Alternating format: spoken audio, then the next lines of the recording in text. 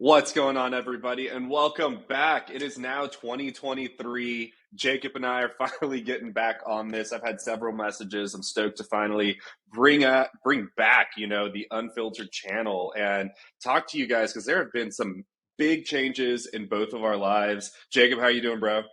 Doing good, man. Just glad to be back with you and excited. Like you said, life's been crazy the last couple of months for both of us, so it's great to finally be back together and hanging out tonight. Yeah, dude. So tell me, I obviously my crew that listens, they all know that I've been going through some trials and tribulations when I got let go by Novartis, and it took, man, the greater part of probably like 4 months before I finally landed another role. And you Yeah, and I talk about this all the time, like how you gotta never take your foot off the gas pedal, how you always have to constantly be networking and doing what you can, and it's a grind. It's like people don't understand it, and they try to say like, oh, I applied for a job, and it's like, well, you applied for a job or you applied for multiple jobs, because yeah, how are you going to get into something? yep, 100%. So Like that. how was your change, man? Like, so you were at Medtronic, and Yep. now tell me where you're at, and like how did that work out? Yeah, man. So I appreciate it. I made the change. I left Medtronic. I went to Innovis Medical. And so now Innovis Medical, we're a startup MedTech company. And when I say startup, I do quotations because they've been around for 10 years over in the UK. We're just branching out here to the United States. So I was one of the first three United States reps hired in the company. And so that's been fun. So I run the whole Western United States. So with that comes a lot of travel, comes a lot of responsibility, and also coming into something for people to think about is like, I'm with a startup, like my revenue was literally $0, right? So when I came into Medtronic, right, I have a territory that even though it wasn't performing, it's still doing, a couple hundred K or whatever it is. You already have some existing business. This is, hey, welcome to America, go. That's been the journey this far. But again, I've loved it. I'm so fortunate. My CEO Elliot and my CTO, my co-founder Jordan, they're just awesome guys. I've been so fortunate, and my transition to them has been amazing. Out of the trip, we're a UK based company, so I got to go to Manchester and England, and just go do some international travel. Got to see our warehouse, our company actually where they make everything, and meet all of our employees, and like meet everybody that's on the line, and the technicians, and just everybody. So that was just so cool, especially because we are a smaller company, so it has that family feel. And Hmm. that's the one thing I just tell people is I'm now with a bunch of people that love working hard. Like I thought I worked hard, and then I meet my CEO, my co-founder, and I'm like, all right, I don't even work at all, I feel like. But those guys, and then it's just like all the sales reps, like my buddies, they're truly my buddies. They're like, I feel like I'm just hanging out with the boys and the girls, like just hanging out with my friends when I'm talking to my coworkers and stuff. So it's been good, man. The transition for me was great. But again, I know it can take a while. Luckily for me, I had some interviews, and we can dive deeper into the interview process for me. But again, was very fortunate to get the position, and be with the company I'm at now.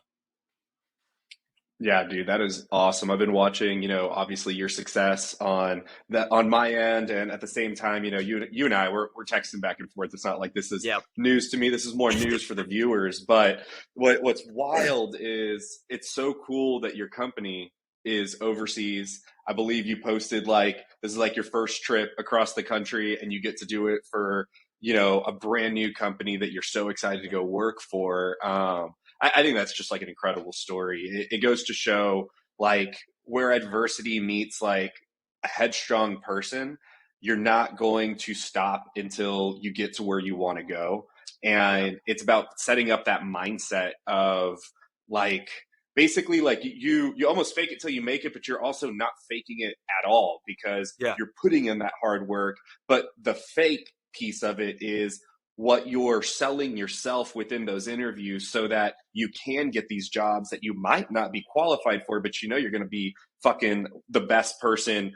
And even though you're not the most qualified, you're going to do the best job compared to anybody around 100%, and that's a great point because, like to your that point, like when I talked to my CEO, I flew over to England, and when me and him went out the first night we were there, and it was just me and him out for dinner, and I actually just asked him. I was like, hey, like they made it very clear. I went up against 500 people.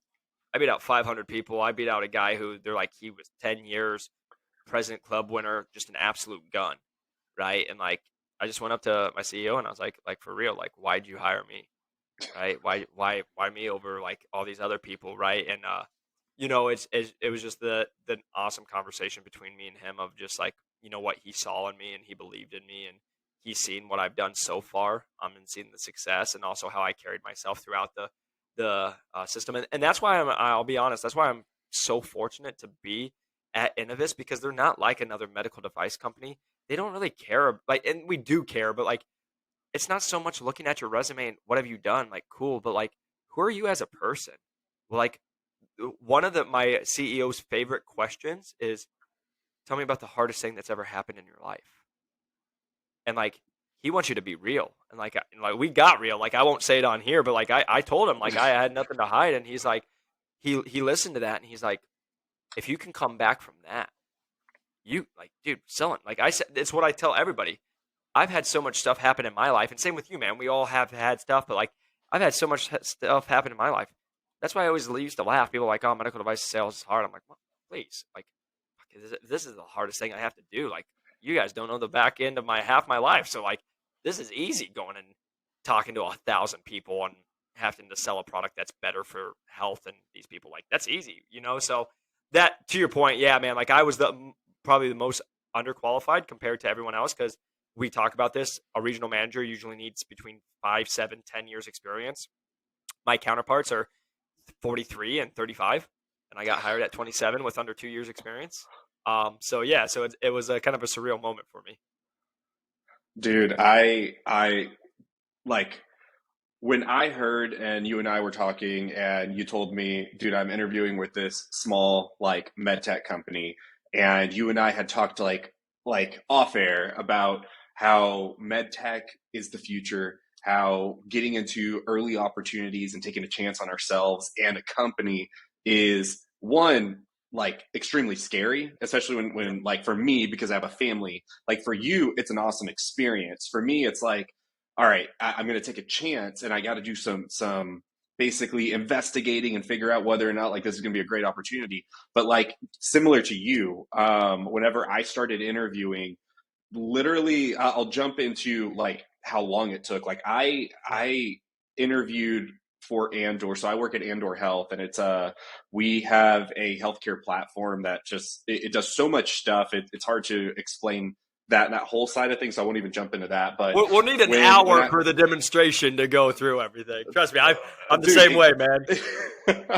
It's like, hey, can you do a quick presentation? So I'll just tell you about it, but I'm gonna need, to your point, a whole hour. So please do not try to tell me that you only have like 15, 20 minutes. It's not gonna work out. Yeah. But I started this interview process literally right from when I found out Novartis was laying us off. And I think it was like 120 days of furlough. So it was nice. I had plenty of time to interview. But what was ridiculous was from almost the first week when I found out, my interview process started, and I didn't get hired until I want to say it was like a week after my 120-day period ended. And it was only, I think, 5 interviews. But I want to ask you, because during my interview process, I was going nuts in my mind, only because this was what I really wanted. I had turned down a couple of other opportunities just because I knew, like, yeah, I could do this job, but I don't really want to do that job. And if I'm still in the running for this one, I would rather get it. But when you were going through this process, like the people that I work with now, which just like you said, it's like a family. It's such a small company. It's so awesome. I did not believe that they literally were in meetings from 8 until who knows when. I was like, how am I not getting on this fucking guy's calendar? Like, why does he keep pushing my interview, or, hey, sorry, like this meeting ran long, this and that. And then I get into it and it's 100% like legit. I will have days where I am the newest person. I just hit my 90-day mark and I will have a full calendar of fucking meetings, prospects, demos that I'm running, and so I believe it now. As much as I was thinking in my head, this is bullshit. Like I'm just getting run along, like I know I don't have the Yeah. experience, and they're just pretending to keep me in the process, but really it was legit. How was yours, dude? Yeah, man, like same thing. I always joke around, just to your point, man. Like I say this to all my students that are in the course. It's like we're always our most important person, right? When we're trying to go through that interview process, it's like the amount of times I've had somebody who like this manager told me they're going to reach out on Tuesday and it's Thursday, and I'm like, hey, they also have a whole couple territories, 15 reps underneath them, like pro- dealing with the end of the quarter. Like let's chill. You know what I mean? Like I have to tell myself the same thing. But no, to your point, for me, man, I was pretty lucky for the fortunate part of I still was at Medtronic when I started looking, so I knew I didn't have to rush out, you know what I mean?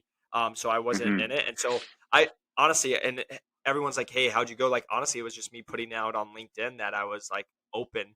And again, because you can set it to where people can't see it, but recruiters can see it.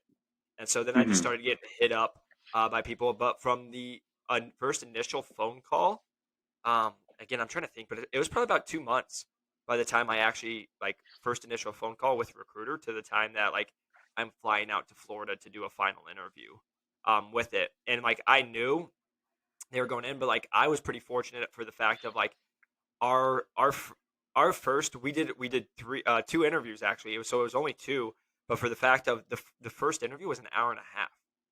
So it's Hmm. not like one of these like, when you do a typical when I was at Medtronic, right? It's 30-minute ones and then the last one's 45 minutes. Like we got it all out on the table on the first one, and luckily he was like, "Hey, like we're only taking 3 people to the finals from each region."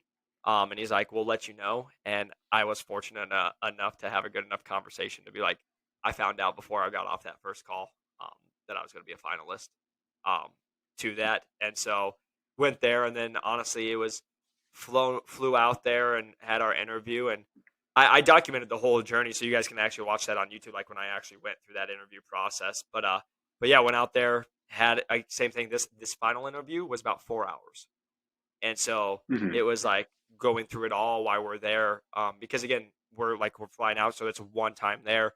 So yeah, I was there for about 4 hours, had to do a bunch of different stuff, and um, was fortunate enough to do a hard close. I do my close with my guitar pick that I'll tell you guys that, and by the end of it, um, you know, there was a question that actually came up in the interview at the very end, and my CEO was like, Jake, if I give you the job today, will you leave Medtronic?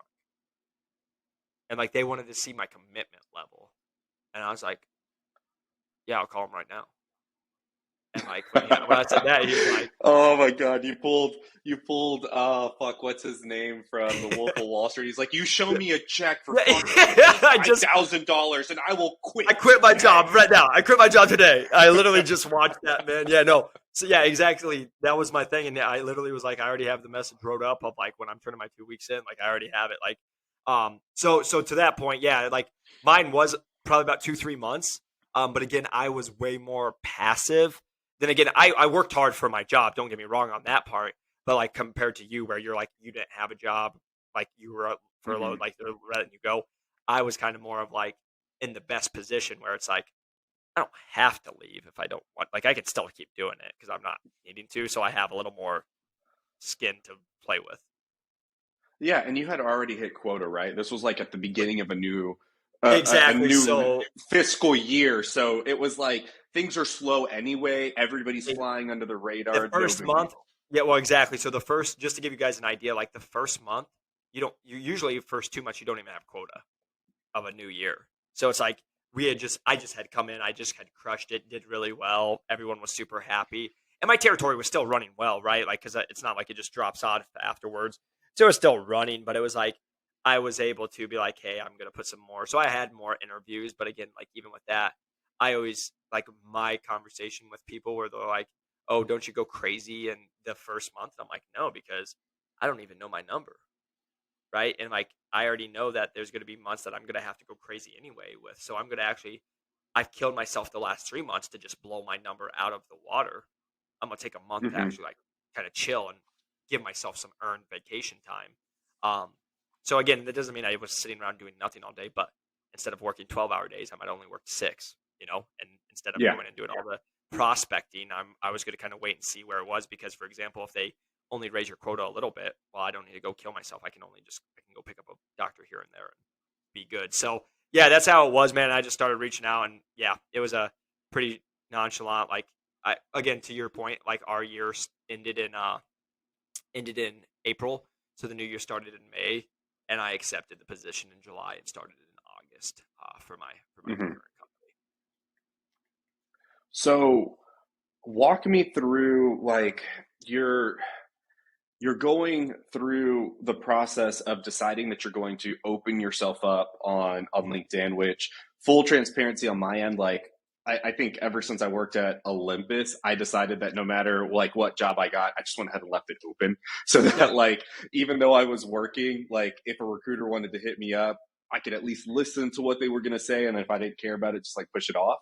Well, it lets But you know what's going on in the market too. Like, I think that's super smart. Like, I always tell people, like, I even told my manager when I was at Medtronic, like, that was a conversation we had. I was like, hey, like, I know what we're doing here, and like, I know what I'm making, and I know the opportunities. I'm like, hey, I'm getting offers for 50, 100K more every day.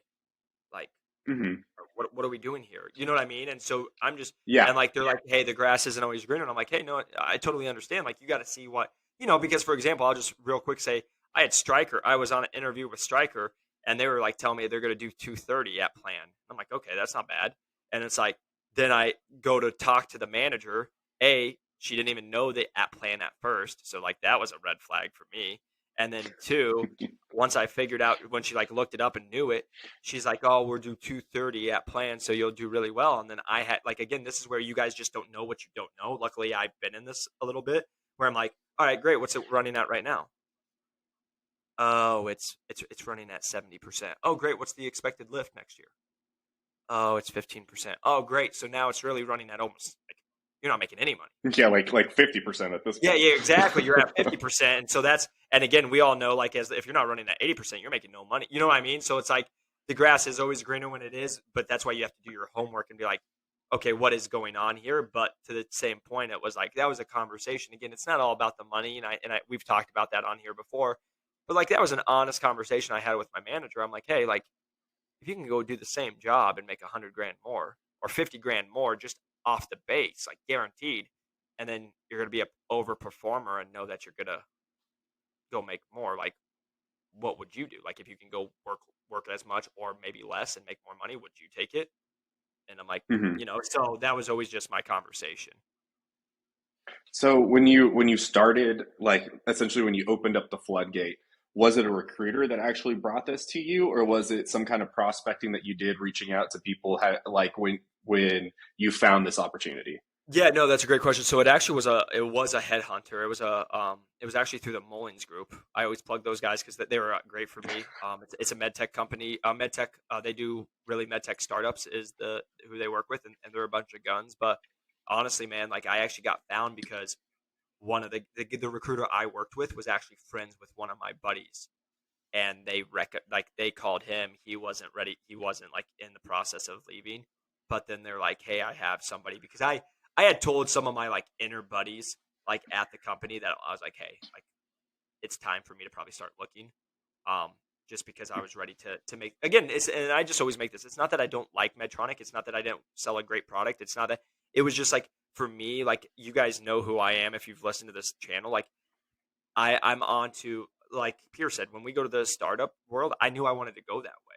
I knew I wanted to go to a startup. I wanted to go to a smaller company. And I also knew, like, I wanted to take a high risk opportunity, because I'm 27, 28 now, but it's like, this is my time to, they'll say, gamble, right? I think it's all a gamble, right? Because you're at a big company till they Yeah. fire you. And it's not a gamble, right? But again, like, I was like, hey, I want to go to a smaller company and take my shot. So that's, honestly, it was, a friend knew that I was ready to leave. A recruiter reached out to him. He put me in touch with them, and then, uh, honestly, I talked to my CEO, and it was funny enough. He's like, he told the recruiter, he's like, I want you to go get uncommon people. Like, I don't want the cookie cutter, what I see, like, hey, 7 years experience, blah blah blah. He's like, I want you to go find different ones. And I was in the last week of the search, and luckily got grabbed. Dude, I swear, like our experiences have almost been like like parallel to one another when it comes to like these interview processes, because I got this opportunity just because I was having conversations with my neighbor, and we were just outside, letting the kids play. And he's like, "How are things going?" And he was like, "Oh, dude, I actually, I'm getting displaced by Novartis." He's like, "Oh shit, really? What happened?" I explained the story, and he was like, "So, what's your next play?" I was like, "Yeah, I don't know. I have interest in medical technology. I feel like that space is about to boom. I mean, it's already been booming, but it's still very early set." And I feel like I'm ready for a challenge like that, where I can take on a startup, and I need to finally find a place where I am going to be in on the ground level, so that as moves happen, I'm moving with them, and Yep. as we shift to new companies, I'm already on that train. And he was Yeah. like, "Well, I don't really know too much about the med tech space, but I have a cousin that's in the space." And I was like, "All right, cool, yeah. Like, can I have a conversation with them?" And that guy is my chief growth officer. So like I had a conversation with him. I got introduced, and he was telling me about the med tech space. We were having conversations, just shooting the shit. And then me being a salesperson and just being ballsy as hell, I was like, "Dude, I looked up your website and I saw that you have an opening here. Like, I would be stupid to tell you like I'm like I didn't even look at it. I'm not interested. I'm interested. Can I interview for it?" And he was like, "Sure, why not? Like, let's see how this works out." Yeah. And to What's the your worst? point of what your CEO was saying, exactly, like so what your CEO said, they tried already with your cookie cutter people, the people that had 15, 20 years worth of tech experience, and they couldn't figure out, like, they couldn't wrap their brains around the nuances of what like the new med tech space is.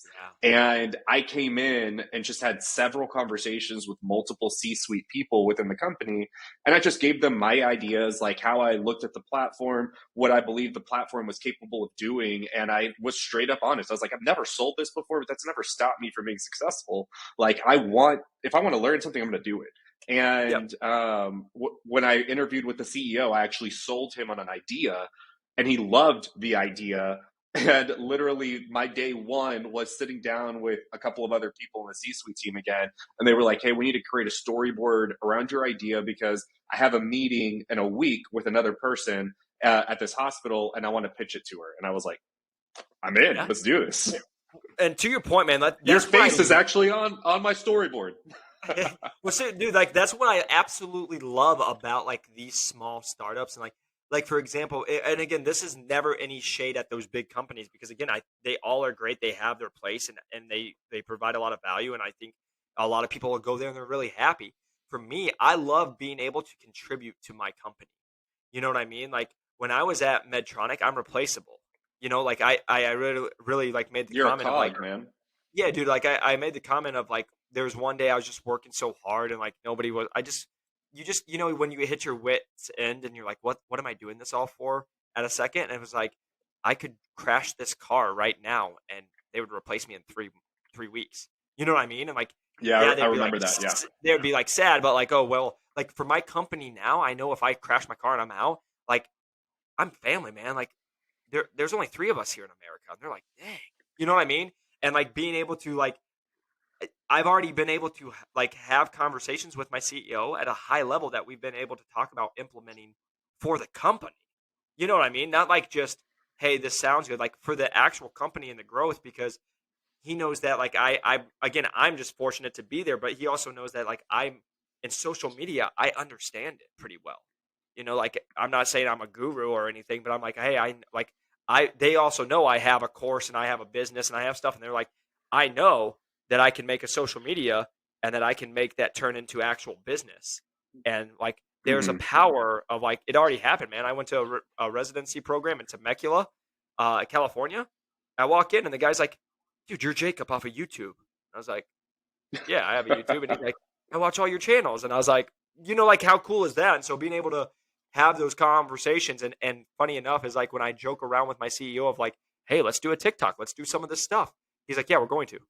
Compared to, I used to say stuff like that at Medtronic. And they're like, no, you can't even have your own TikTok. You know what I mean? Like they didn't tell me I couldn't have a TikTok, but Yeah. like when I wanted to try to do stuff, they're like, no, so that's that's the cool part of like what you're saying though, is being in that space where you're actually contributing to your company and they want those ideas. They see it. And like, to your point, also MedTech, man, I love that you said that they've had other people do it and they couldn't do it, because like that's the reality of like, I just had a podcast today with Jason Elmore, and he actually does training for sales training for like startups and stuff like that. But he talked about, this is the hardest sell in the world. We are now taking the smartest people in the world, surgeons, asking them to unlearn everything. Try something that's not tested on a person that's trusting them for the best possible care. And then they don't even know if they're going to get reimbursed on it. Like, that's what you're asking when you're doing some of like these startup stuff. And so it's like, that's why these are high risk. But a lot of times, like, for example, when I sit here and tell most people that I got not a small quota, and I started with $0, and I didn't have anyone to go knock on the door on day one. It was like, hey, Jake, welcome to America. You got the West. Go for it, buddy. Like, most people couldn't, they would shut down, you know? And like, for me, I'm just like chomping at the bit. Like, here we go, baby. Like, new challenge. Let's do it. I And I know joked that with you. you're I the said same you're way. about to go get your second apartment in California, man. Well, dude, that's not even a joke, man. Like, I was living out there so much. I was like literally, you've seen me travel. I was out in LA and San Diego like 3 times in like 6 weeks. And I was just like, it might make sense just to get a place out here. No, it'd be legit. To your point on like, bringing the value immediately. Dude, same boat. I hop on and like there's been the last person that was in my territory complete bombed it. I don't even know who they were, but nothing from when I started, there was literally nothing warm. And the one warm account is in Colorado, and my West counterpart is the one that's working that account. So it's not even mine, even though it's in my territory, because obviously like I just joined. So to like the training process has been wild, because there kind of hasn't been one for me, only because there's only 3 of me too, just like you. So like, why I keep saying parallel, it's wild that you have 3 people that are selling in the US. We only have 3 people. I'm central, I got a West, and I got an East. Yep. And to that point, like when I've been getting in and I just hit my 90-day mark at the very end of December, I was already like chomping at the bit, trying to figure out like, how do I start warming, like getting some leads, warming some stuff up, even though I don't even know how to make the sale. I'm thinking, to your point, I got a fucking huge quota. Like, Yeah. as soon as J1 starts, January 1st, so I'm already in it, I have a massive quota, and they're expecting me to execute on that Yeah. quota. So while I didn't even know how to sell, I'm over here prospecting, looking for these opportunities. Like, what did you do? Like, as soon as you got in? Yeah, like, dude, that I tell people all the time, it was literally like you start, and to your point, I do want to hit this real quick, is like, you're a startup. Like, they're depending on your growth. You know, like, again, going back to the big companies, like when you're in, like, you make it 50 grand, 100 grand, like they don't care. They already have money going because they're pumping in a bunch of different ways. Like my quota, there's 3 of us. If one of us doesn't perform, that hurts the growth of the company as the plans of what the growth is, right? So, like, to that point, like, we get paid very nicely, but it's because you are taking on that stress. But to the point of what I did, so my first week, man, again, like I said, I got a handoff, and I had under 10 people that I got handed off with. But to be fair, like, those handoffs were from 2 years ago or a year ago, so none of them were warm. I emailed them all, and none of them responded. You know what I mean? So, like, for me, Mm-hmm. it was Those are the best. literally, yeah, exactly. But to the point of, it was literally my first week was, I'm on Google searching. Like, I work with a lot, like with residency programs. It's me searching every residency program that I can find in Western United States, making a list, finding out, like, first off, finding the list of people, and then it's who's the director of these people. You know what I mean? And so my CEO talks about this a lot, because he's big on like the Belbin and like those tests and stuff like that, on kind of like who you are. But like, so I Mm-hmm. ranked very high on research investigator. And so like, that's one thing of a high, like, you would be the same, because it's how reps that are pretty successful in these kind of roles are. It's because, like, for example, they just said, Jake, you have the West, go. And then a week later, I could have given you every single residency program in the Western United States, and I could have given you the program director of it, and I could have given you majority of what the population size was for each residency program. And I already had emails sent out to them. You know what I mean? Like, so just Mhm. from like, hey, this is what you have to do. That's what I did the first week, was like really just going and finding out who you are. You know, the first couple of months, it's getting your bearings, but also like, who the heck am I even trying to prospect? Like, that's what you're trying to figure out. Yeah. Dude, it's been wild. I got very fortunate and started off obviously like just getting to work with the guy that hired me and the guy that was actually teaching me about MedTech. Then week one, so I actually got the job offer, and before I signed anything, they invited me to a party that was happening. Like they told me I got the job offer at like 6 p.m. 7 p.m. They're calling me to tell me, hey, we actually have a party tomorrow if you want to come. That was like on a Thursday. So I flew out that night. Like I literally found the latest flight out, got lucky, booked it, got to Orlando because our company's based out of Orlando. I still hadn't signed anything. And the joke the whole day on Friday was, dude, we're really just testing you out before we even decide if we're gonna Yeah, like like we don't. take We haven't even take signed you yet. You might have just wasted money on a ticket. yeah, so I'm like, oh god, I'm kind of like freaking out a little bit, even though they sent me like the preliminary like paperwork. But literally, I was like from day one already going in. I guess day zero, -1, because I wasn't even hired yet. But as soon Yeah, as I got there, I was already in meetings trying to learn what I needed to do. And to that point, I feel like luck comes to people that work hard. I've always like thought that. yeah, And I came into this fully focused, ready to go. I mean, you know me, I got a family, yeah.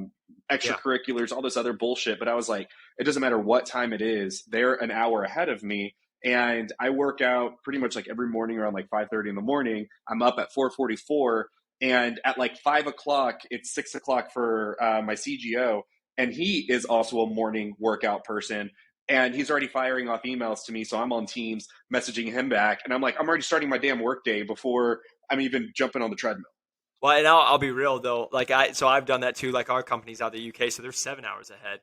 But there's nothing fucking better than like when they'll send me a message and then I respond back and they're like, "What the fuck are you messaging us back for? It's 5 o'clock in the morning." I'm like, "Yeah, like I don't sleep, baby. Like we're here to play." You know what I mean? And so yeah, to your point, like that is the thing that I think so many people underestimate, because they hear startups, they hear the, oh cool, you guys get to do all this, oh you have like this responsibility.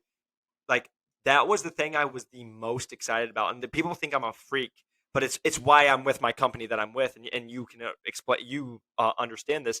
My CEO said you're going to probably take a cut the first year from what you were making last year, but you're going to work way more, and you're going to have to handle way more stress, and you're going to have to do more and figure this stuff out that you never had to figure out before, right? And like, I was Medtronic. I'm the largest company in the world. Now I'm like, how do we become a vendor? You know what I mean? Like just stuff like that. Oh, you like even right now, I go to all these conferences. I show up. All the top companies have people build out their stands. All the reps do is show up. I'm actually Yeah. showing up there the 2 days before, and we're building it with screws and hammers and everything, putting it together.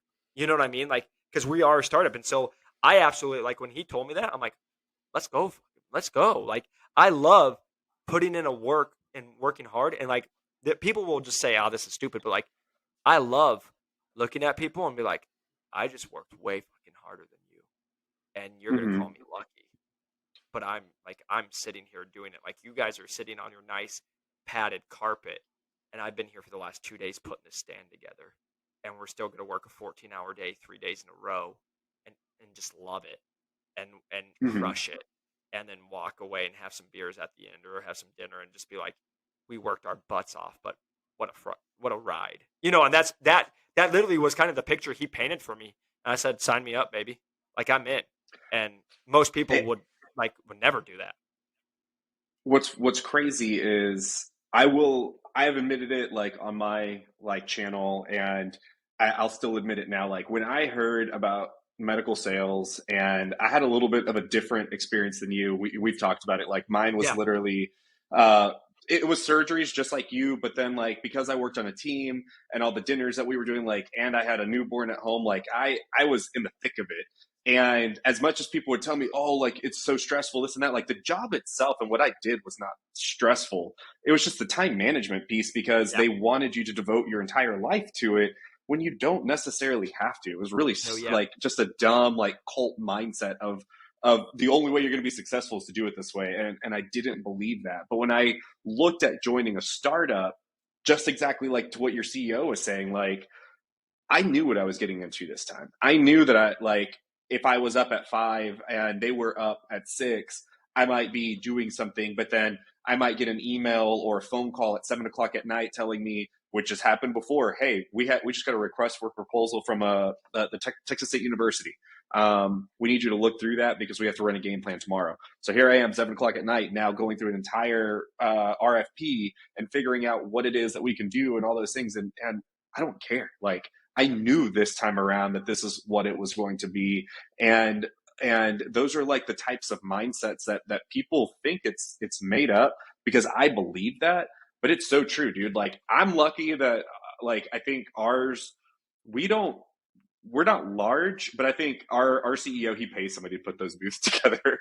Yeah. But like, I did show up like while they were still putting it together. And the first conference that I went to for the company, I think I told you about it, man. We met at like 6:30 in the morning, didn't leave our booth until 6:30 at night to then just go get dressed so that we can go have dinner with some clients, which they fucking spilt a glass of wine on my fucking brand new suit, but that's a whole nother story.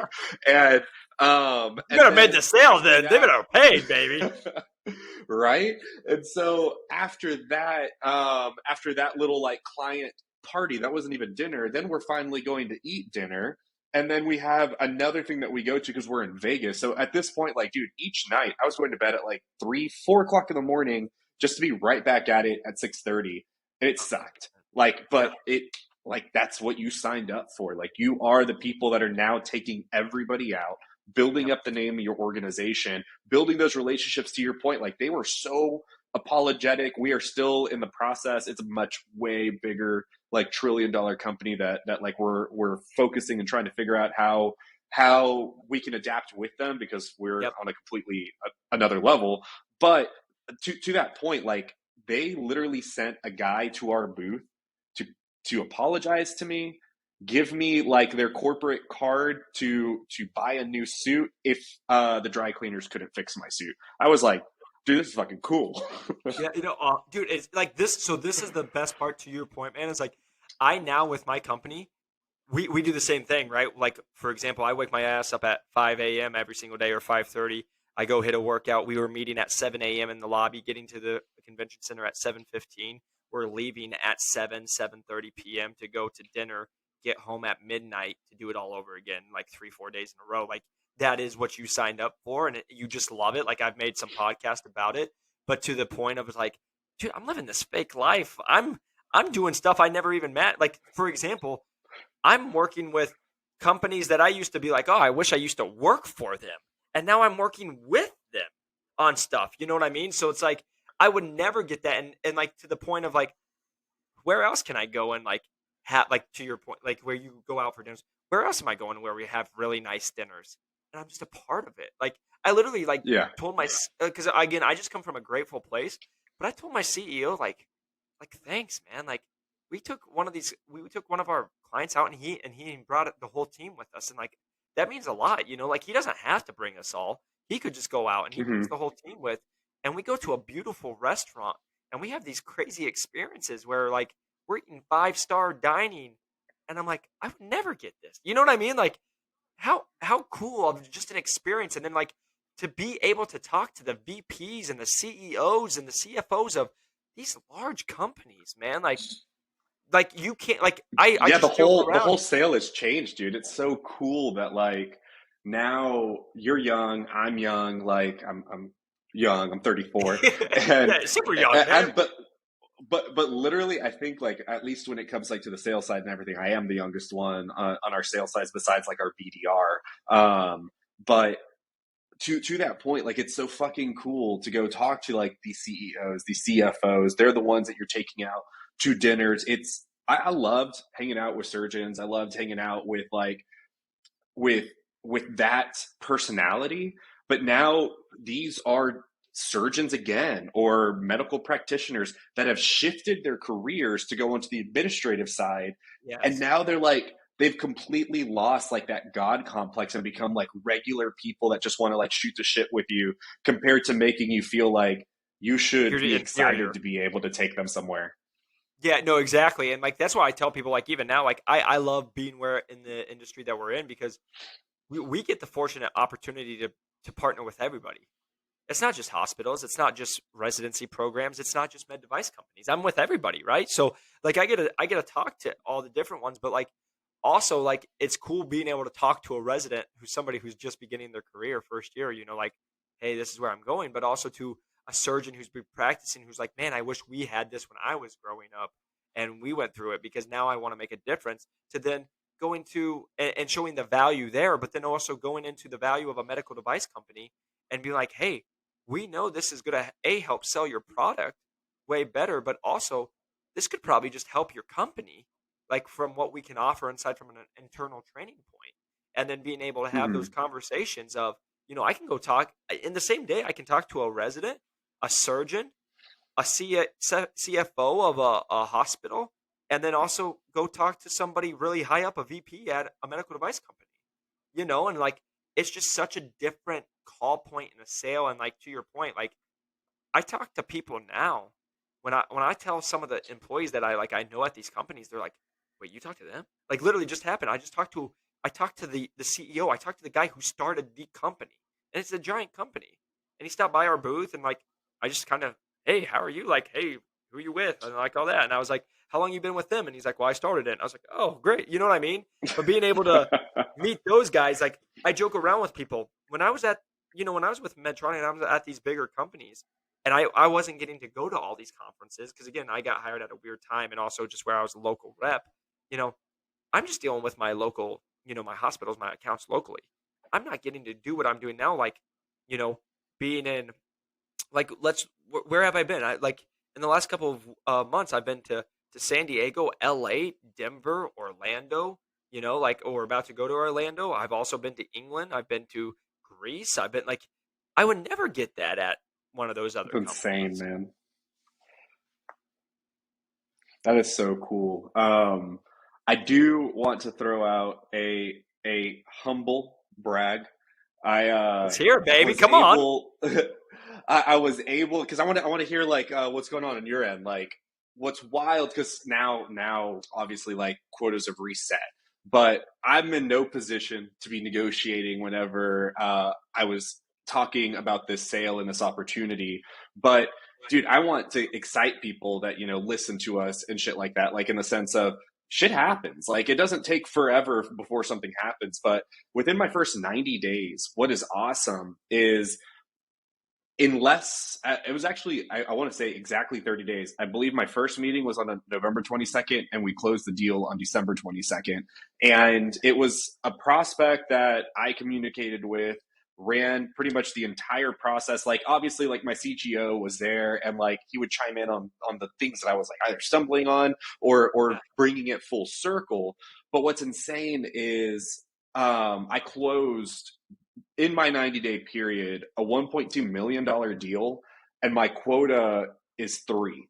So if I could have, I would have fucking sandbagged the shit out of that. But I'm in no place to like try to have that conversation at all. I joked about it with my CGO, but what's insane is like shit like this is real and shit like this happens. And you tell people like to really try and go out there and change their lives, like how you came from humble beginnings and how much like being in medical sales has changed like your life. Yeah. I have come from humble beginnings, and I wouldn't even say it's just medical sales. Like you can do anything. I tell people now that I'm in this industry, like you should start off in tech because there's so much opportunity in tech if you can get in. But Yeah. dude, it's stupid. Like the amount of opportunity that there is and that deals out there exist. Like the reason I wanted to come into an organization like this was my other neighbor that works in tech. One of his reps left to go to a startup. One of the first deals that they sold in, I think it was in their first year, but so maybe not their first deal, but somewhere like within their first year though, they sold an account so large that their commission for that account was over $700,000. Yeah, Like one account. I mean, that's, you know, a legendary Pokemon or something. that, Like you're I not was gonna gonna fucking say get that shit. that's fake. What everybody will tell you, like that's impossible, but it's all impossible till it's possible. You know what I mean? Yeah. So I'm just stoked that my year is going to start off this way. I'm actually flying out tomorrow evening to go to Orlando to go meet up with another CEO that's also flying in so that he can meet with our C-suite to hopefully close out a deal, and hopefully within the first week of January I can close another decently sized large deal and really start making a name for myself within this industry. How are things going like now for you getting like now like are your fiscal years going to be January to December? No, so it's a little different from us because like we're getting based on our first year. So when we got hired is like our quota from the time I was hired. So August until the next August is what they'll base us off of for our quota. But then once our fiscal years, yeah, the fiscal year is more of like it goes till like actually we're ending it right now in January. Is like Okay. the fiscal year. So it's a little different like how they have it set up. But yeah, man, like even for me, we know so with our sales process, like this has been a common conversation because we're working with a lot of educational places and with what we sell, it's usually anywhere from an 8 to 12 month sales cycle. And so Jesus. yeah, so it's way different than when I was at Medtronic, right? Because I can go talk to a doc and get it. But like even now, it's like I'm working on like so I was fortunate enough to I'm gonna hang my hat on this one because the guys know it. And I've let them know. I made the first U.S. sale in America as our team, right? Like there had been one other Hell sale by yeah. my CER, but I was the first American to be a part of Innovis and make a sale. Um, How so many how many reps are in Europe? so just two. So again, Two. So that's it's the crazy five. thing, man. Five in the whole world right now. Yep. And so that's where we got, and America's the big expansion because if we do the right things, we'll be able to then expand from our American budget into, Western Europe and all that stuff. But yeah, so like that's been my thing. But even for me right now, I have a lot of deals cooking. It's just understanding like it's a constant talk I have with my CEO because again, as you guys know, and I'm somebody like I don't like to get paid unless I'm producing. Like that's just who I am. I want to make sure I earn what I'm getting paid. And so sometimes that can be tough for me, like to, like continue to go as we're working on some of these deals. But in the same respect, when you look at my deals that I'm currently working on, like to give you guys like the opportunity, it's like I'm working on a deal that would hit my year three numbers, just one deal. That's You know what I mean? that's So wild. it's like Yeah. you hit that, like talk about making a name for yourself in the company. It's like, and again, it's looking really good. And we're working on stuff for different things because I have a bunch of different deals in the works right now. But it's also knowing like all those deals, if I'm lucky, man, like 5 months. If I speed it up, 3 months. Like that's if I'm working hard because I'm learning just this is a huge new sale for us, but like when you're selling a bunch of capital equipment, we sell simulators and we also have software as well, but a lot of it's more simulators and actual like quote unquote capital. Like this from being in the hospital. Like if it's under $5,000, most of the time a hospital can cut a PO. But like we're now in the educational places.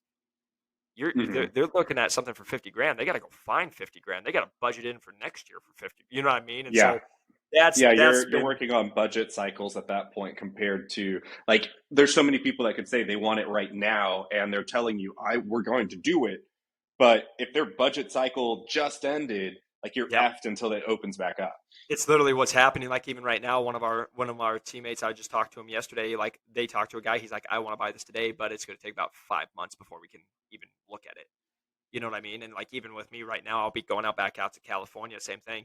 Everyone's been going through like, and this is where you just learn the process. Like everybody in residency programs, the last 2 months has been going through resident interviews because they're getting Hmm. acceptance letters for the new people. That stopped everything. I had so many like I had opportunities like meetings going on, and everyone emailed me and they're like, Jake, the next 2 months we're not doing anything because we're doing resident interviews. So like for me, just being the sales rep, I'm still going to keep in relationship. I'm going to still keep in contact with those people, but like that just halted everything by 2 months. because now we're going to go Mhm. back, pick back. I'm going to start picking stuff back up today, like in January. Well, like even if stuff goes great, we're talking 2, 3, 4 months easy before we're doing it. And so when you start getting that, that's where we just talk the sales cycle. So again, I am very fortunate. I'm blessed to be where I'm at, and I've had some sales, but like it is also in the same respect of like and my CEO knows, and we talk on a constant basis of, I walked into a sales cycle that's now, instead of being a month like it used to be, or a couple months for capital, I'm now like, hey, 8 to 12 months. And that's if you do everything really well, and you have budget Yeah. allotted and you get the right people. They've had deals take up to 18, 22 months. You know what I mean? So that's just like the new learning function for me. Yeah, I want to say like we're really optimistic when we say like mine was a black horse. I mean, these like a 1.2 million deal doesn't happen in 30 days. Yeah. But we just hit at the right timing. They were at a point where they were ready to just completely make a drastic move, and we could give them the infrastructure that they needed to do it. So like black horse, I will say it's luck. Like I will even throw that out there, but at the same time, right place, right time. Well, no, So, exactly, 100%. Lucky's like where you put in the hard work and then the luck just paid off. But like again, we talk about this. This is just anything with success. A lot of times you have to have everything fall perfectly in place, and it did for you. Like that's the best part. You know what I mean? And yeah. it's like, but you also did stuff in that deal to to progress it. So again, it's not just like this. But that is the beauty of where we're in. Like just to be transparent with everybody, it's like I'm working on a deal that's under $1,000. I'm working on a deal that's over $1 million. You know what I mean? So it's like Hmm. the ranges are so big compared to like when you're at these other companies. A lot of times like the average deal is between 1,000 and if you did 50, 60 grand, that's pretty good. But like to have the jumps, like nobody else is really working on a $1.2 million deal. You know what I mean? And nobody, Yeah, like what's like wild. you can also say real quick, I just want to say this for you is like, for another humble brag for you, not many people can say they've done a 7-figure deal, and you No, now I can know. I say was that. gonna You know what I say, mean? like, I would say, like, there was opportunity when I was selling capital at Olympus to get that high, but the highest that I got there was 600K. And so my cousin was actually the one that brought it up when I was letting him know what ended up just manifesting. He was like, so commission wise and sale wise, is that the biggest that you've ever done? And all my mind thought about was originally like the commission, but then I was like, actually, to be honest, like, yeah, dude, like that's fucking ridiculous that like I have com- like consistently with every company just slightly leveled up and leveled up. And to close something like that when average deals in the environment that I'm in range anywhere between like 50 to like, let's say, $400,000 to $500,000. Yeah. So it it's a broad range just because right now like you guys, we're working with like larger institutions, and then some of those larger institutions don't have like the capital to be able to do something. So like they start off on a small project first and then grow it to like that $500,000 opportunity or like $1 million opportunity. But going to the sales cycle, like I was used to, again, all my last companies, even when I was in pharma, you saw something pretty consistently, like on a monthly to maybe every other month basis.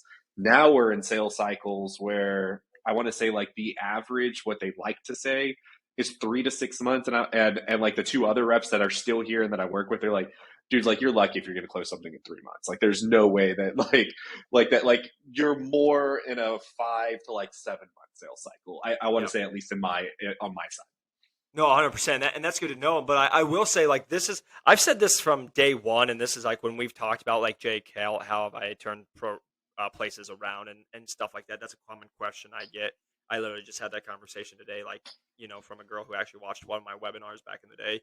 And it was just like, I really now have to talk about, like, what I did back then. It's even more transparent now of, am I doing something today that's going to affect me and grow my territory 3, 6, 9, 12 months from now? Because that's the real moves I'm trying to make now, because with a sales cycle that is 6 to 12 months, 8 to 12 months, I really have to make sure that I'm really setting, because, for example, I can get one deal and hit my quota, or it might take me 20 deals to hit my quota. You know what I mean?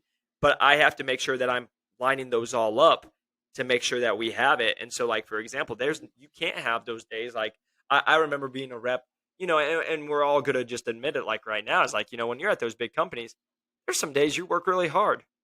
There's some other days you're like 2 hours in, meh, you know, I'm already doing Mhm. pretty well. Bam. You don't have that at MedTech. You don't, or especially with a startup. I don't have those days where it's like, yeah, I think I'm just gonna chill. You know what I mean? Like, you have to just keep going because nobody knows your name. Nobody knows who you are. Nobody, and that is your job and why you're getting paid. But also, like my CEO just does a great job of like when we talk about a family, like I'm very driven of like I know when I'm doing my stuff, like again, you and I both know this, right? When you're at a startup, there's a good chance you're going to get bought out in their stock option. You're going to get paid out a good amount of money while you're making good money. That's why Mhm. that's one reason you do a startup, right? That is the opportunity with it. But it's like he would always tell me like, "Hey, there's people in our community and in our company, you're going to change their life." Like they're not expecting that. But like if you guys go and produce and you make those sales and you get our numbers where they need to be and we go do sell out, like for you guys it could again it still can be a lot of money and like even for me it would be quote unquote life changing. But like for some of our other people, they're like, it's life changing. You know what it can do Mhm. for them. And so he's like that was one of his like awesome moves to me. It was like, Jake, when you're just tired, think of, A, B, and C. Think of these people that you gotta meet and shake their hands.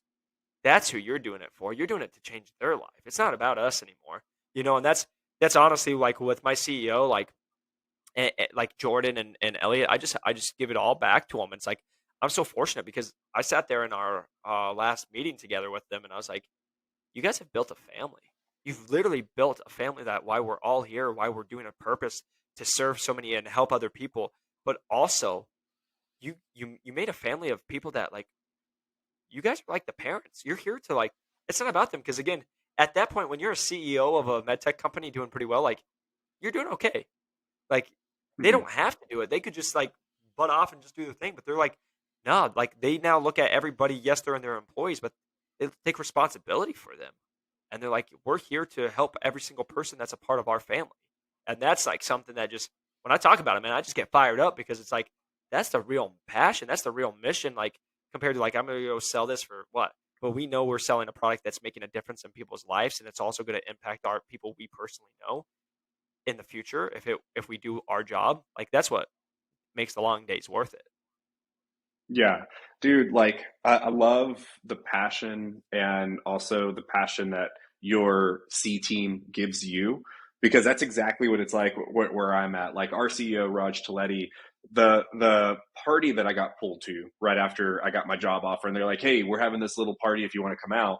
It was literally a party for all of the worker spouses. He put together a dinner at a fancy country club, and it was literally just a thank you for one, like the shareholders were invited, but everybody at the company, because obviously they're in Florida, so almost all of the Florida people live in Florida. They all were invited, and they were all able to bring their spouses. If I was like already a part of the company, like I could have gone with my spouse, and and he does that every single year just as a thank you to the Yeah. spouses because they know he knows how much we're having to dedicate our Yeah. time and our The effort and sacrifice. our energy exactly to this. And they are essentially witnessing it too.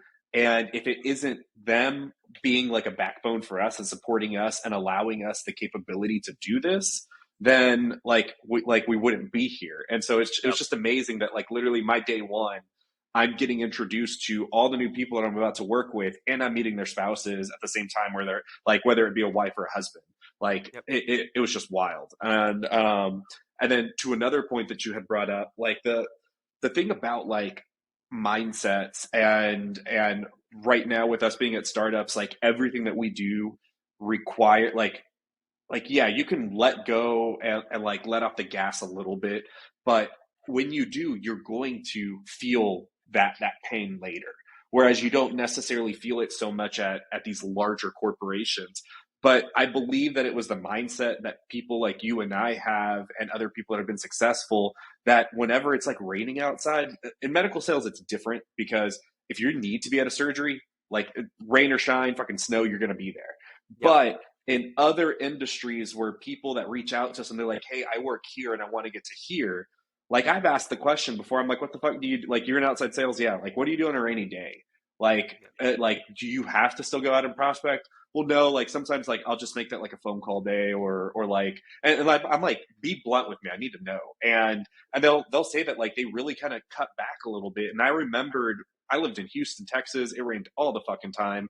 And I would still go out because my mindset was if I was at a medical device company already, the rain is not going to be able to stop me from getting to where I need to go because somebody needs me that day. Yeah. But a lot of people don't have that mindset, you know? And so that's No. why I feel like us being in these startups, we will succeed because we came into this with that mindset before we even had medical device jobs.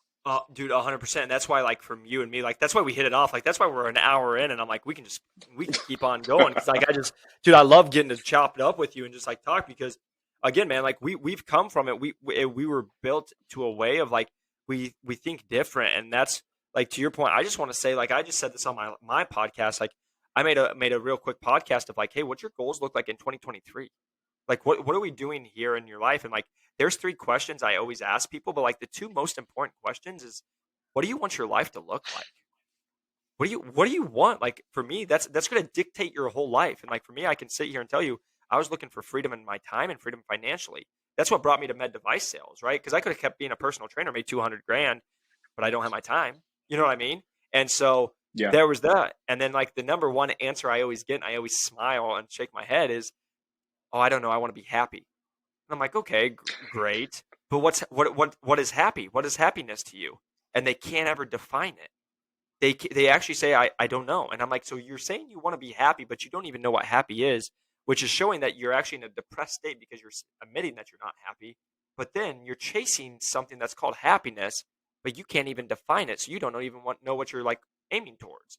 And like, yeah, they haven't taken the time to soul search, to meditate, any of those things to really define what that final goal is. No, exactly. And the reason I'm saying that, and I really want the listeners to hear this, is because I just got on a call the other day with, actually yesterday, I had somebody call me, and he's looking to break into medical device sales. So I get on a call with him, and he's like, you know, man, you've had a lot of success, and I've seen that, and you've been a top performer. And what do you think separates you from everybody else? And I was like, mindset.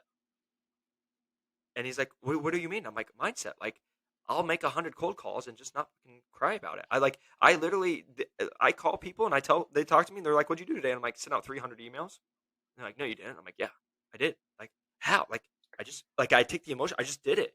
And like, he was going to take the course and we talked about it, but like, but again, there was he got to the point where it's like, he couldn't afford the amount, which again, it's, you know, several $1,000s. And again, I totally admit, I'm never here like stating that. You're talking to a guy who grew, or 5 years ago had $66 to his bank account. Talking to a guy who moved out here with $1,200 to his name and lived off $30 a week. Like I get that. Like I understand. But like my conversation with him was like, dude, if you don't have $3,000 to your name, who gives a what you're doing? You better just go get $3,000. Like just go save up $3,000, because I was like, if I had under $1,000 to my name right now, I want to be able to sleep. Like I need to like have that to be able to go. And he's like, and then he said this to me, and this is the reason I'm bringing this. It will bring it back to you and I. But he made the comment of like, what about balance? And I just told him about the quote of like, Kobe Bryant was like, when you're trying to be the best in the world, there is no balance. And that was a quote that changed my life, because at the time I was still trying to kind of figure out that work-life balance. But I straight up told him, when I moved out here with $1,200 and $30 in a week, I don't give a fuck about balance. I'm trying to pay my fucking bills. Like, are we fucking being real here? You can't even go out and have a beer with the guys because you can't afford it, and you're telling me you want balance? Like, that's the reason you lose. Like, he's like, yeah, you're right. I'm like, do you have a car? He's like, yeah. I was like, go fucking drive Uber and make $3,000. You could do it in 2 months. He's like, yeah, you're right. And I'm like, I know I'm right. I'm not sitting here to get told I'm right. I'm telling you as a friend, like, I don't even know you, man, but like, until you got $3,000 to your name, don't stop until you have $3,000 to your name. And who cares what balance and everybody else thinks? And the reason I'm going in and I get so passionate about it, and I'm saying this, man, is like, you and me both, Pierre, like, dude, you and I could have stayed both at jobs and got jobs and made $150,000 and just chilled. But that's not our life. Yeah. Like, I'm not trying to do that. I'm trying to do things that are going to change my life forever. And people are like, Jake, You already make good money. You already have these opportunities. What do you, because you guys don't know where my head's at. You don't understand the goals me and Pierre have. Like, I tell this all the time, and I've been saying it because I'm just speaking out, and in reality, I'm trying to make more money a month than most people make in a year. Yeah. Like, that's just me being transparent, and I'm not ashamed to say that because I know the amount of people and lives I can affect with that kind of money. And also, I know if I have that kind of money, I can go be a better person. I can go help other people. You know what I mean? And I'm not going to be strapped. And so, and show other people what's possible. And so, like, I just say that, man, because your mindset and my mindset, like, I appreciate someone like you because there's not many other guys that are like you and others just people. Because most people I tell you're going to go work a 14-hour day, they sit bitch and moan. And like I told you, we're currently at 9:18. I've been up since 5:15 a.m. I went and worked out. And I've been on calls nonstop from 7 a.m. Literally got 20 minutes to go walk my dog, and it's 9:18, and we're still fucking rocking and rolling. And I'm not going to sit here and bitch and moan about it because I'm going to go to bed right after this and wake my ass up tomorrow at 5 a.m. And so do like it all over again. to do it again, and and that's what I just tell people is like a lot of people will call me and they're like, "You say you do a 14-hour day, 15-hour day. How do you do it?" And I'm like, "You just fucking do it."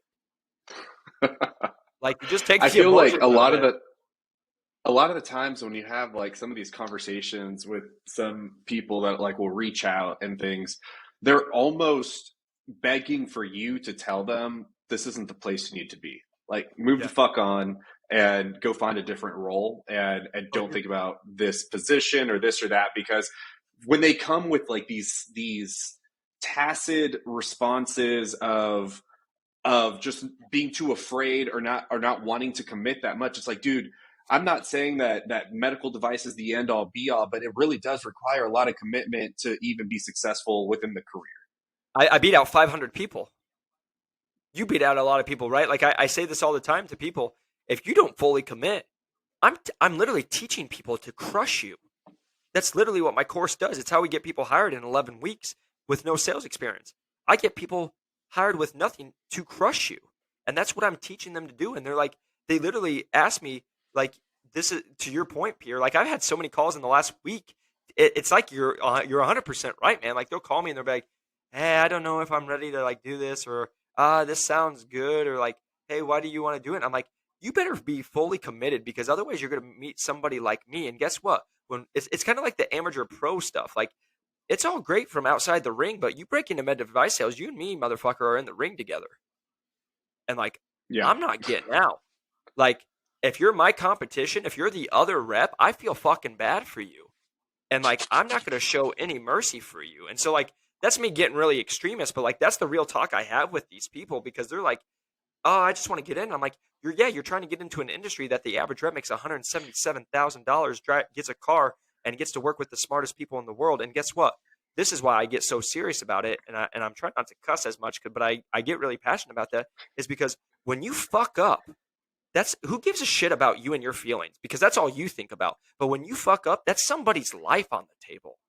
That's somebody's mom. That's somebody's dad. That's somebody's parent or family or brother or sister that you just screwed up their best treatment because you couldn't have come prepared and you didn't do your job. But yet you're going to call me and you can't even look up my LinkedIn and tell me who I work for. But you're going to tell me why you're going to break into this industry and rock it. Like, that's where I get the most passionate because if you can't even do the little things to get into this industry and show me you're committed to be in one of the toughest industries in the world, you think a doctor's going to give a shit when you screw something up and you just messed up that patient's life? You think he cares once about your feelings because you weren't good enough to do your job, the only thing that you're paid to do, and you couldn't do that one thing? You think he cares Mm-hmm. about your feelings? He doesn't. And that's why I just try to get as real as I can with people because somebody just heard that and they're like, fuck, I don't want to do this anymore. And I'm like, good. You shouldn't have done this because otherwise you're going to be like all the people we hear from certain academies or certain whatever you want to call them that get in, they work one 14-hour day, get called a fuckface, and then they go home and cry and quit. Yeah. Dude, so your help, like you literally helped me to segue into like my next question, which is I want to know because the last time that literally I believe that we were on the podcast together, you were just launching your course. How is that shit Yeah, going? dude, it's thank you, man. Yeah, no, it's been awesome. Like, so at this point, we've helped over 700 people break into medical device sales with and without sales experience. Um, our average person is getting hired in 11 weeks at $91,000. And again, like some of my proudest ones, speech language pathologists, personal trainers, yoga teachers. Like this is the one I get the most jacked about with Mr. Nathan is 22 years old, no degree, construction worker, no sales experience. That guy has no fucking Nice. like nobody would ever let him have a chance in medical device sales. And here he is in medical device sales. Like those are the ones that get me jacked. The amount of nurses I've got to change their life. And again, just getting the text of Jake, thanks to you, I now work less than I ever have, but make more money. Like those are the texts that like I can't even explain. So yeah, man, like the course it's been absolutely amazing. We've been able to help so many people and again, what fires me up and it's what I do is like my goal is to help as many people break into this industry because I know they're going to make an impact on others' lives, but also they're going to change their lives and their family's life because not just from where they're at now, but like financially, I know if you come in and that's what we also teach in the course is how to perform. We don't want to just get you hired. Like we want to teach you to be good. And so you come in and you perform. Yeah, you're going to make a couple $100,000 and like you're going to go change your life and your family's life. And that's what gets me really excited, man, because that's to me, like as a guy who had no money and doing that and now being able to help other people change their life and other people's lives, that's the most rewarding part of the whole course. No, that's legit, dude. Legit. As always, I've put your course in my show notes. Anybody that's listening right now that's wondering like how they can get in contact with Jacob, it's all there. Before we end this, Jacob, I want to know what is, I guess, give me one or two of your ultimate goals for this year.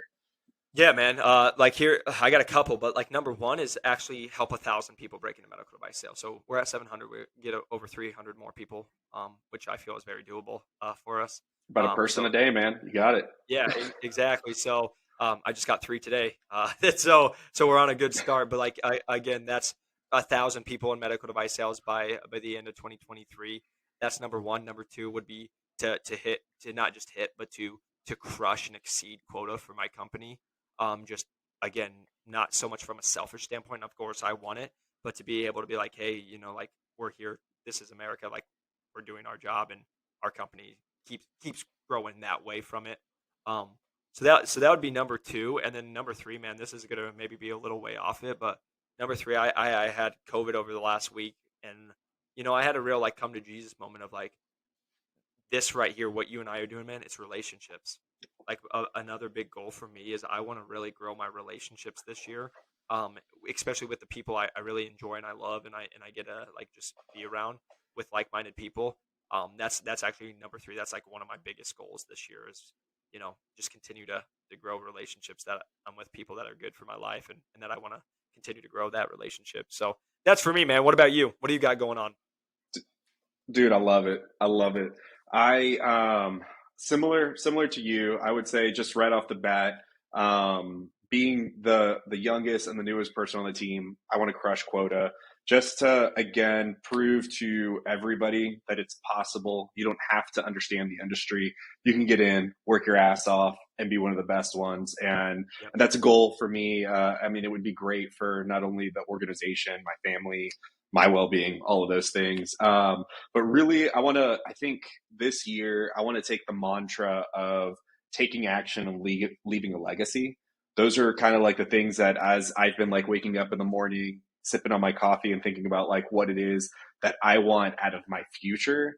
And I feel like that's what it is. I want to take more action. And when I see something that I want, don't just think about it. Don't pussyfoot around it. Like I'm going to do what I need to do to get there, which is I'm going to hit quota. So I'm going to do what I need to do to get there. But at the same time, I'm going to leave a legacy by talking to people about how I got there, doing things like you, manifesting other people's energy to uplift them so that they can also go do those things that they want to do. But really for me, it's just like if you're going to do the things that like we do, to be honest, like coming like to your coming to Jesus moment, like mine would be Jesus is love and love is Jesus. So if you give love, you get back love, and hopefully the more love that the world gets, the better the world can get. And right Yep. now with my children, like shit's rough, and I would rather them be in a way better like environment, a way better like world, and we got to fix this place. Yeah, man. And like I just to the point of, like I always joke around with people like I am really into my faith. I know my when I curse sometimes it doesn't always come off that way, and I'm always like, yeah, I need to work on my potty mouth. And I get it, like, this it's a thing between me and Jesus, but to your point, man, like that's the goal of like what we are. Like I've told you, like my mantra since I've been 21, I was a dumb personal trainer that everyone like looked at is like just to be a light in this world. How can because begin I always just believed, how can we show love, how can we be love? And that's just a smile, maybe that's just what we do here. And that's why I'm so fortunate to be with you, man, and like be doing what we're doing for these people. Is I know that we like I get the messages, you get the messages of the amount of people we impact on a daily basis, on being able to change their life, and how thankful they are. And again, man, we're just here to just try to make a big impact in this world. And I know this is like, even if I'm gone tomorrow, we'll leave a legacy that people will be able to watch, and hopefully it just made them laugh or be able to call us idiots and smile a little bit. But man, like I just want to tell you, like you're on an awesome path, and I just want to appreciate you, like just being able to have this friendship and be able to continue just to help make impact on people's lives. Because that's honestly, man, like you and I come from we talk. I literally watched one of our first episodes the other day, and it was just like we talked about. We come from a place of abundance, and there's enough to go around, and there's enough people to impact, and we're not trying to like nitty pick and take away from each other, because there is no taking away from each other. It's all helping each other, and so I'm just thankful to have a friend like you, and somebody who has that mindset as well.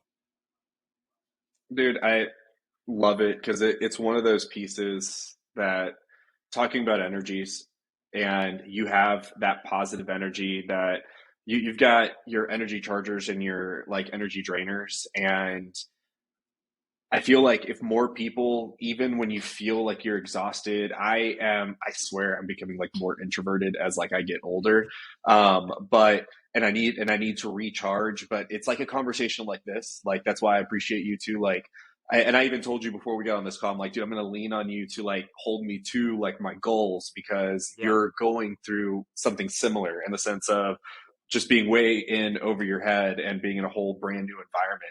So it's exciting, and people that are listening should understand like it's creating these networks and these relationships like him and I have made just from YouTube. Like I saw what he was doing, reached out, had a conversation. Here we are still talking and yeah. still driving each other and pushing each other and trying to help others at the same time. So loving it, dude. Loving the fact that you're on a whole new trajectory, that you're going to fucking crush it, kill it. Same to you, And man. it's going to be fantastic to see, dude. I appreciate that, man. Right back at you. You're already on a awesome start, and I'm excited to watch you just continue to crush it in this role and make more impact in this world, brother. Hell yeah. So yeah, we'll set up another one of these for you guys. Again, all of his information will be in the show notes. Guys, thanks again for tuning in, and let us know in the comments anything that you guys want to talk about, want to hear. If you want to join or even give him a call, let us know. We'll get you in contact with whoever you want to talk to. So love you guys. Thank you so much. I'm out. Peace.